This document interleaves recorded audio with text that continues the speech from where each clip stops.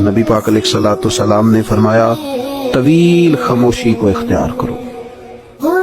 دیر تک چپ رہا کرو۔ فرمایا اگر تم اسے لازم کر لو گے تو یہ چیز شیطان کو بہت زیادہ پھٹکارنے والی ہے، دور کر دینے والی ہے، اور تمہارا طویل ٹائم خاموش رہنا، لمبا وقت چپ رہنا تمہارے دینی کاموں میں تمہارا مددگار ہوگا۔ حضرت ابو ذر غفاری رضی اللہ تعالیٰ عنہ نے عرض کی یا رسول اللہ کچھ اور فرمائیے، تو حضور نے فرمایا بہت زیادہ ہنسنے سے بچو، کیونکہ بہت زیادہ ہنسنا دل کو مردہ کر دیتا ہے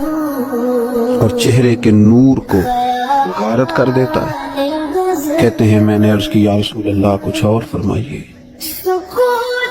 تو آپ صلی اللہ تعالی علیہ وسلم نے فرمایا تم حق بات بول دیا کرو اگرچہ کسی کو کڑوی ہی لگے۔ میں نے عرض کی یا رسول اللہ کچھ اور فرمائیے، تو حضور فرمانے لگے اللہ تعالیٰ کے معاملے میں کسی ملامت کرنے والے کی پرواہ نہ کرنا، رب کی رضا کا گویا کام کرتے رہنا، اور اگر تمہیں کوئی برا کہے، تم پر کوئی تنقید کرے تو اس کی پرواہ نہ کرنا۔ میں نے عرض کی یا رسول اللہ کچھ اور فرمائیے، تو نبی پاک علیہ الصلوۃ والسلام نے فرمایا لوگوں کے عیبوں کو بیان کرنے سے اپنی زبان کو روکے رکھنا،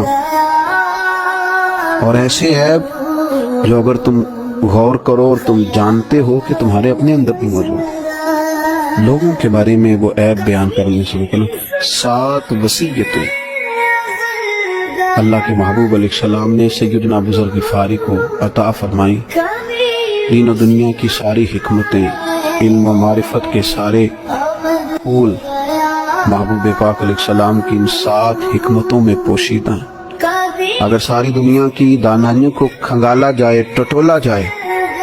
اور بندہ مومن اپنی روحانی تربیت کے لیے اور راہ سلوک پر چلنے والے سالکین طریقت اپنی باطنی ترقی کے لیے ان 7 باتوں پر عمل کریں